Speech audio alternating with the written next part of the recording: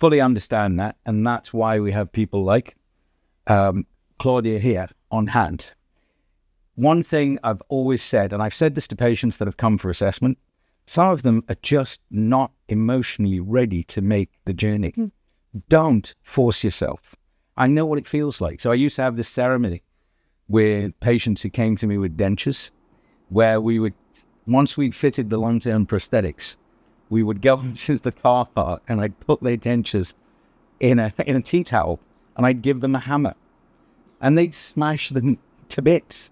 And what it was them saying goodbye to something that made their life a misery. And then they'd look at me and go, why didn't I get this sooner? And I'd look at them and I'd say, because you weren't ready emotionally to do it. You have to be ready emotionally to do it. But the first step is the most important step of all. That first step of plucking up the courage and the emotional readiness, you know this. Yes, you've been through this yourself. I do, absolutely. Right? Yes. Make that first step, that first move, and go, do you know what? I'm just going to go and see them today. Yeah. They're not going to invade me. They're just going to talk to me. They're just going to take some scans, and they're just going to put it up on a big TV screen. And at least I know my reality, and I can find out whether I can have it done. Yeah. And even if you don't find out whether you can have it done on the same day, and sometimes that happens. Why? Because depending on the complexity of the individual anatomy, sometimes we need to throw a little bit more brain power and calculations at it because we don't want to say something that we can't deliver. Yeah. You know, because I think that's worse than anything else. Yeah.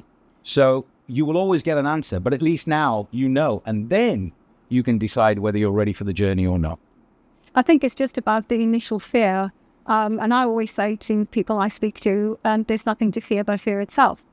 If you think about the situation that you're currently in and you know that it's not good for your long-term health, obviously dental issues present a whole lot more kind of issues that will affect the body as a whole. Yep. What you need to consider is your fear greater than the need that you require?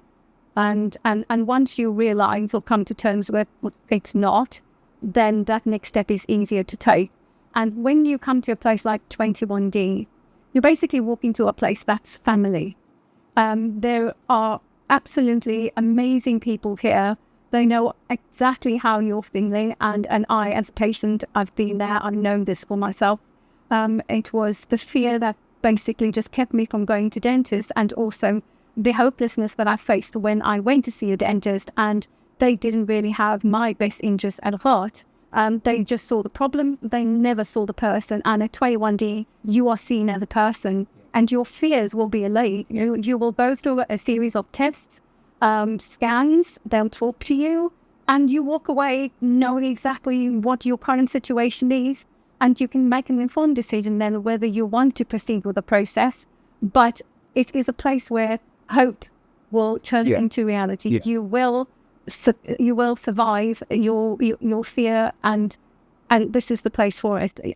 I wouldn't recommend going anywhere else. That's my personal opinion. Bias. We said no bias. Sorry. I'm sorry. I'm speaking as a patient here. Yeah. Okay. When I came to have my first visit, and Vijay will tell you, I was very, very nervous. Yeah. I remember it like it was yesterday. I was tearful, but when I get into